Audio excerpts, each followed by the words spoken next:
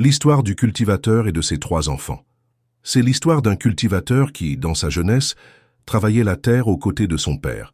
Ils cultivaient ensemble jusqu'au jour où, devenu adulte et père de famille, son père lui conseilla de se mettre à son propre compte. Le cultivateur avait 2 épouses. Chacune d'elles lui avait donné 3 enfants, en tout 3 garçons et 3 filles. Ces 3 garçons étaient déjà en âge de travailler.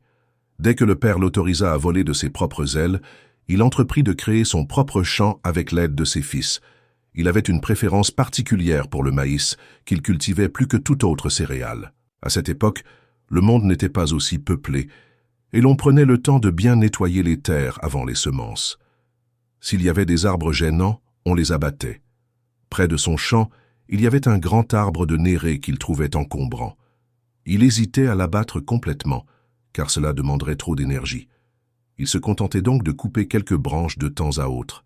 À un moment donné, il décida de creuser à sa base et d'y mettre le feu pour tuer l'arbre. Il fallut 3 longues années pour qu'il s'assèche totalement, mais il n'eut jamais le temps de le couper entièrement. En parallèle, il creusa un grand puits pour avoir de l'eau à disposition et construisit une cabane dans laquelle sa famille pouvait s'abriter pendant les pluies et préparer à manger. Mais comme la vie est dure et que même le simple fait de se lever tôt pour aller au travail irrite les mauvaises personnes, les sorciers du village commencèrent à s'interroger. Ils observèrent que chaque jour, le cultivateur et ses enfants partaient au champ dès l'aube et revenaient le soir. Intrigués, ils découvrirent l'immensité de son champ et furent surpris qu'il ait pu accomplir tout cela avec seulement 3 jeunes garçons. Ils décidèrent alors que le meilleur moyen de l'atteindre serait de tuer ses enfants, qui représentaient sa force principale. Le cultivateur ne s'entendait pas avec l'une de ses épouses. Il l'avait délaissée, ne la considérait plus comme une véritable femme. Il ne lui donnait rien de la récolte et se consacrait entièrement à l'autre épouse. Pourtant, cette femme délaissée était la mère de 2 des 3 garçons qui l'aidaient quotidiennement au champ. Avec le temps, la douleur et l'humiliation grandirent en elle. Elle se dit « Même si je ne suis pas parfaite aujourd'hui, j'ai été une bonne épouse hier. Je lui ai donné 2 fils qui le soutiennent chaque jour, et pourtant je dors affamée. Si c'est ainsi, je préfère tout perdre que de continuer à subir. » Elle décida alors de rejoindre le cercle secret des femmes sorcières du village, qui cherchaient déjà un moyen de nuire aux cultivateurs. Dans ce même village vivait une divinité puissante, capable d'apporter le bien comme le mal, à condition qu'on lui offre ce qu'elle désirait.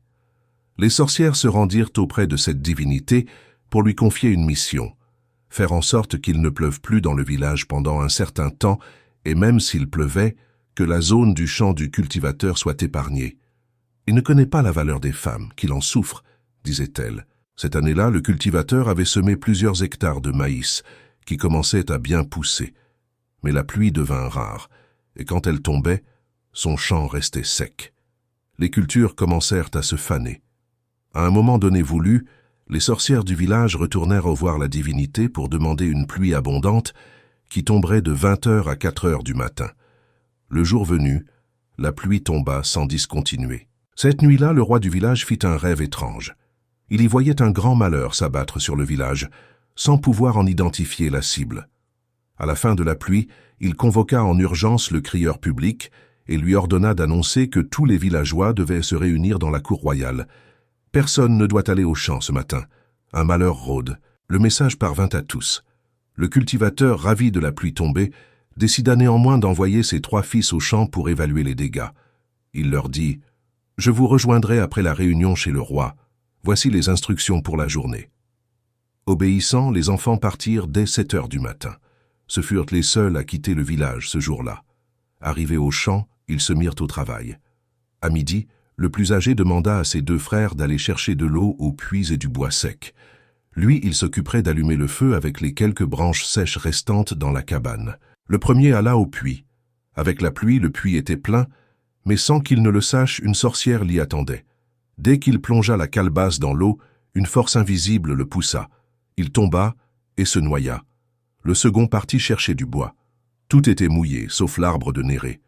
Il grimpa pour atteindre des branches sèches. En tirant sur une branche qui semblait solide, celle-ci céda.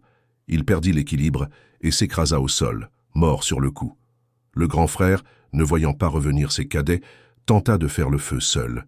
Il souffla sur les braises, mais soudain, le feu s'enflamma violemment. Il fut brûlé au visage, perdit connaissance et mourut.